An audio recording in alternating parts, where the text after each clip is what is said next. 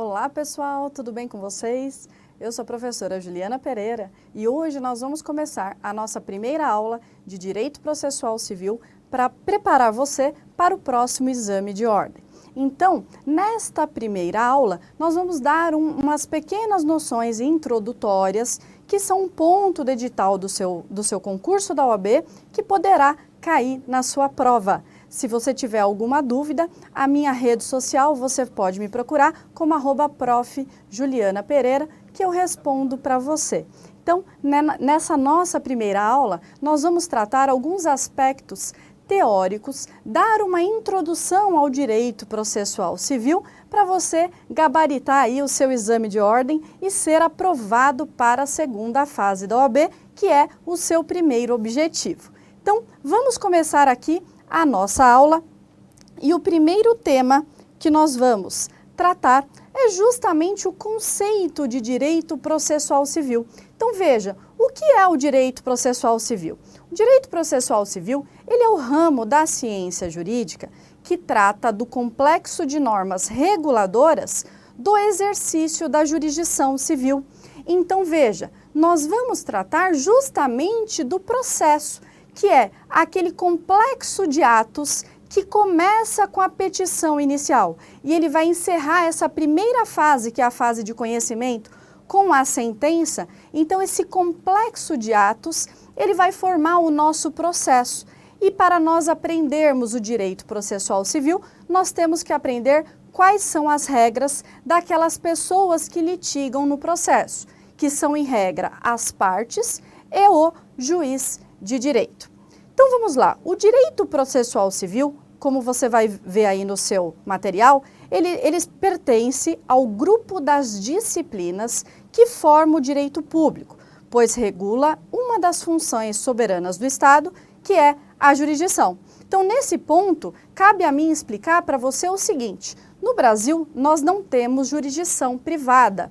A nossa jurisdição, ela é prestada pelo Estado. Através de quem? Através de juízes de direito, que eles estão nesse cargo, em regra, através de concurso público, e a eles cabe prestar a jurisdição, que é um poder-dever do nosso Estado. Além disso, eu quero falar para você um ponto muito importante da sua prova, que são os meios alternativos de solução de conflitos. Veja, como você sabe, hoje nós temos um judiciário muito atarefado, um judiciário extremamente cheio de processos, no sentido que o judiciário hoje, ele não dá conta de tomar conta de todos os processos que ele tem em andamento. Então, o novo Código de Processo Civil, ele trouxe algo muito importante, o que é? Justamente ele incentiva os meios alternativos de solução de conflitos, principalmente a mediação e a conciliação, no sentido de desafogar o judiciário. Então, veja aí no seu material o seguinte: os meios de solução alternativos de conflitos, eles são métodos de solução de conflito de caráter não jurisdicional. Veja o que diz o artigo 3º do Código de Processo Civil. O caput assim diz: não se excluirá da apreciação jurisdicional ameaça ou lesão a direito. Veja o parágrafo 1º, ele diz: é permitida a arbitragem na forma da lei. Então aqui nós temos o primeiro exemplo de meio alternativo de solução de conflito que é incentivado pelo nosso Código de Processo Civil.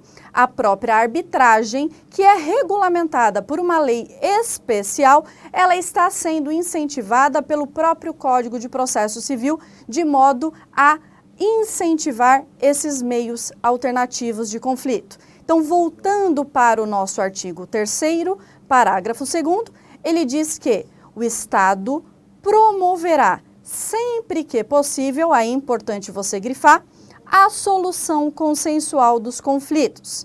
E no parágrafo 3º ele diz que a conciliação, a mediação e outros métodos de solução consensual de conflitos deverão ser estimulados por juízes, advogados, defensores públicos e membros do Ministério Público, inclusive no curso do processo judicial. Então veja, pelo novo Código de Processo Civil, nós temos um incentivo muito grande aos meios alternativos de solução de conflitos, tanto extrajudicialmente, antes do processo se iniciar, quanto durante o processo. Sempre que possível, o juiz e todos que participam do processo, eles vão incentivar os meios alternativos de solução de conflito para solucionar aquela lide da melhor forma possível para que ambas as partes eles saiam daquele conflito mais satisfeitos do que quando um juiz de direito ele decide aquele conflito substituindo as pessoas. Continuando aqui a nossa aula, eu vou falar para você da autotutela. O que é autotutela? É um meio alternativo de solução de conflitos que ocorre quando um dos conflitantes ele impõe ao outro a solução do conflito. Veja, o conflito ele é resolvido pela força de um sobre o outro. Em regra, a autotutela ela é proibida. Veja, um exemplo de autotutela proibida é o exercício arbitrário das próprias razões. Entretanto, veja, excepcionalmente, admite-se a autotutela no nosso ordenamento jurídico brasileiro, como, por exemplo, o direito de greve, a legítima defesa, o desforço imediato ou defesa direta da posse, que está regulamentado no artigo 1210, parágrafo 1º do Código Civil, a guerra e o poder de polícia da administração pública, que nada mais é do que o poder de autoexecutoriedade da administração pública. Continuando aqui, eu vou falar com vocês do outro meio de solução de conflitos, que é a autocomposição. Veja, a autocomposição, ela ocorre quando a solução do conflito, ela é construída pelos conflitantes de modo negocial. A autocomposição, ela pode ser judicial e extrajudicial. Exemplos de formas de autocomposição são a transação, onde as partes realizam concessões recíprocas para que o conflito seja resolvido. Já na submissão, que é voluntária, uma parte voluntariamente se submete à outra, ou seja, ela abdicou do seu direito em favor da outra parte. Como, por exemplo, nós temos a renúncia e o perdão. Veja, esta submissão, quando ela é feita em juízo, ela denomina-se renúncia, se o autor se submeter, ou reconhecimento, se for o réu que se submeter. O próximo meio de solução de conflitos é a mediação. A mediação, ela ocorre quando um terceiro, normalmente escolhido pelas partes, se coloca entre as partes para ajudá-las a resolver um problema por autocomposição, ou seja, ela é um catalisador de acordos. Entretanto, o mediador ele não decide, ele apenas facilita a resolução dos conflitos, Veja, segundo a doutrina, o mediador, diferentemente do conciliador, ele não poderá fazer a proposta de acordo. Neste ponto, eu quero fazer uma observação com você, que é a seguinte: qual que é a diferença entre a mediação e a conciliação? Veja, o mediador, ele atua entre as partes e ele vai sugerir um diálogo entre as partes em que elas cheguem a um acordo, a uma solução para aquele litígio. Então, o mediador, ele não sugere nenhum tipo de acordo. O mediador, ele se coloca entre as partes para fazer com que essas pessoas, elas consigam dialogar e, após estabelecer esse diálogo, elas mesmas chegam à solução do conflito. Já na arbitragem, o conciliador, ele atua de forma mais ativa, incentivando e até fazendo alguma proposta de acordo para aquele caso concreto, o que não ocorre com a mediação. A mediação ela é utilizada, por exemplo, em casos que envolvem direito de família, ou seja, já tinha um vínculo anterior entre essas pessoas que estão litigando, por exemplo, em juízo. Já eram, por exemplo, marido e mulher.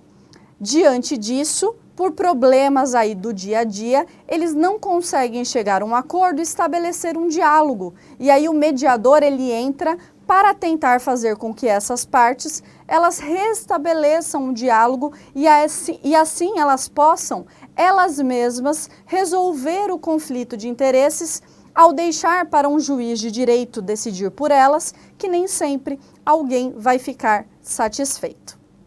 Continuando aqui a nossa aula, eu vou falar para você da arbitragem.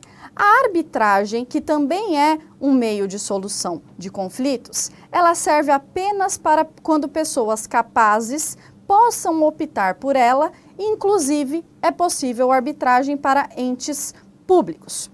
O objeto da arbitragem, ele só pode dizer respeito a direitos disponíveis e qualquer pessoa capaz poderá ser árbitro.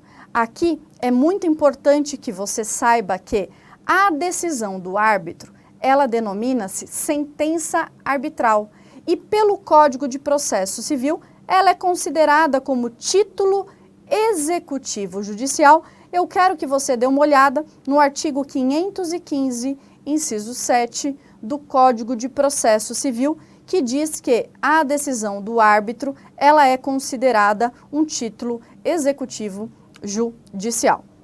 O árbitro, ele pode decidir, mas ele não poderá executar as suas próprias decisões. Nessa execução, não poderá o juiz estatal rever a decisão arbitral.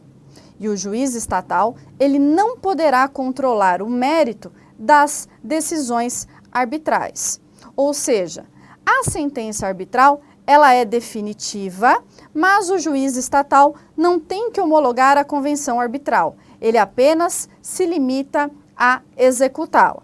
Aqui é importante que eu faça para você a seguinte observação.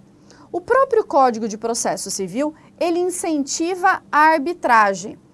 Ocorre que, a partir do momento que partes capazes, que tenham direitos disponíveis, elas preferem escolher a arbitragem para resolver o seu conflito de interesses, excluindo o poder judiciário, a partir do momento que tem essa decisão arbitral, não poderá o juiz arbitral, o juiz, na verdade, estatal, revisar a decisão do juiz arbitral.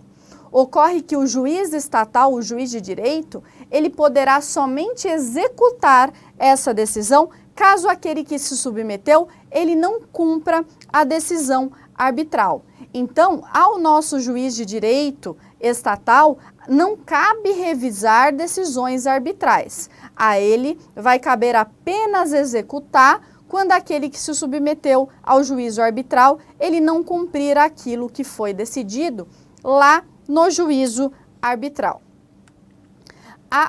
Voltando aqui para o nosso slide, eu quero que você anote que a arbitragem, ela é regulamentada pela Lei 9.307 de 1996. Vamos falar agora um pouquinho do sistema multiportas, que foi um sistema que alguns doutrinadores estão utilizando esse termo, que é um sistema que diz que o novo Código de Processo Civil, ele deve incentivar os meios alternativos de solução de conflitos. Então, como você sabe, nós temos aqui o sistema multiportas. Em primeiro lugar, nós temos a arbitragem, que está regulamentada no artigo 3º, parágrafo 1º do Código de Processo Civil. Nós temos a mediação ou a conciliação, que está lá regulamentada no artigo 3º, parágrafo 2º e 3º e artigo 175.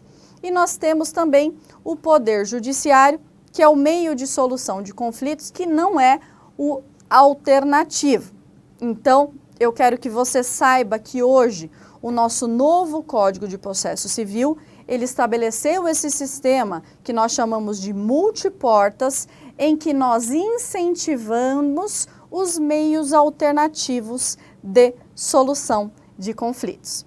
Seguindo aqui a nossa aula, nós vamos falar um pouquinho das fases do processo. Então, quais foram as fases do processo até chegar na fase atual que nós temos? A primeira é o sincretismo ou praxismo. A segunda fase foi a fase que nós chamamos de processualismo. Na terceira fase, nós temos o instrumentalismo e a quarta fase nós chamamos de neoprocessualismo. A fase do sincretismo ou praxismo é aquela que durou até meados do século XIX, onde não havia distinção entre processo e o direito material. O processo, ele era concebido como uma extensão do direito material. Não havia sequer processualistas, havia nessa época os civilistas e os praxistas. Nessa fase, não havia uma preocupação científica com o processo, apenas uma preocupação com a prática. Passado essa fase, nós entramos na fase do processualismo, que durou até meados do século XX. Nessa fase, nós tivemos a afirmação de construção da ciência do processo. E aqui, o processo passou a ser distinto do direito material. Na terceira fase, que nós chamamos de instrumentalismo, nós tivemos uma aproximação com o direito material. Os processualistas, eles passam a se preocupar com a efetividade do processo. E aqui, o acesso à justiça, ele passa a ser objeto de preocupação nesta fase. A próxima fase, que é chamada de neoprocessualismo, que é a fase que nós estamos hoje, é aquela que trata-se de uma reconstrução da ciência do processo com base na metodologia da ciência contemporânea. Ela é uma fase atual da ciência do processo que se vale das transformações ocorridas no direito moderno e no direito constitucional. Então, nessa fase, nós temos normas infraconstitucional, respeitando os princípios e normas constitucionais. E o novo CPC é uma legislação neoprocessualista. Veja, aqui cabe a seguinte observação. Por que o novo CPC ele tem essa fase neoprocessualista? Justamente pelo reflexo direto que a Constituição Federal ela traz para o nosso processo. Então, todos aqueles direitos constitucionais, eles garantidos já na nossa Constituição Federal, eles têm reflexo direto no Código de Processo Civil e tem reflexo direto naquela relação jurídica processual que se forma lá entre as partes, entre todos aqueles que participam do processo, ok? Então, seguindo aqui, nós vamos falar de um tema importantíssimo, que são os princípios processuais consagrados pela doutrina e jurisprudência. E aqui eu vou falar primeiramente com você de um princípio super importante, que é o princípio do juízo natural, e eu vou falar também sobre o princípio do duplo grau de jurisdição. Sobre o princípio do juízo natural, eu quero dizer para você que é importante que você saiba que ele tem dois aspectos. No primeiro aspecto, nós temos a proibição de juízo ou tribunal de exceção, ou seja, a competência dos órgãos jurisdicionais, ela é previamente estabelecida na Constituição e na própria lei. Você vai dar uma olhadinha lá no artigo 5º, 37 da Constituição Federal. E o segundo aspecto do juízo natural é o respeito a regras objetivas de determinação de competência, ou seja, as partes não podem escolher o juízo em que vão demandar. E você vai dar uma olhadinha no artigo 5º, 53 da Constituição Federal.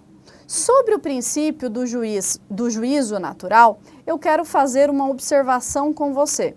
Veja, em regra, a nossa jurisdição, ela é inerte e ela é imparcial. Ou seja, aqueles que participam do processo, eles não podem escolher o juiz que vai julgar a sua causa.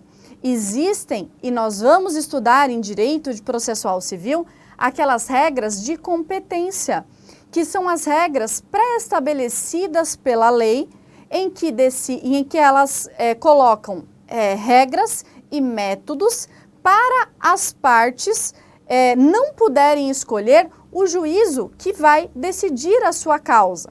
Então, o processo, quando ele se inicia, ele é registrado ou distribuído com uma fase que a gente chama de aleatória. Então, nós temos uma distribuição desse processo aleatória, de modo que as partes elas não possam escolher qual é o juiz que vai julgar o seu processo.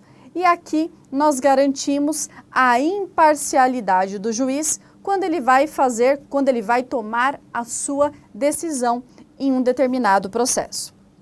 Seguindo aqui, eu quero que você dê uma olhadinha no seu slide que diz que, inclusive, se uma ação ela for extinta sem julgamento de mérito e repetida com alteração parcial de seus polos, ela será distribuída por dependência para o mesmo juízo, de modo aqui a garantir que aqueles que participam do processo, eles não possam escolher o juiz que vão demandar, ok?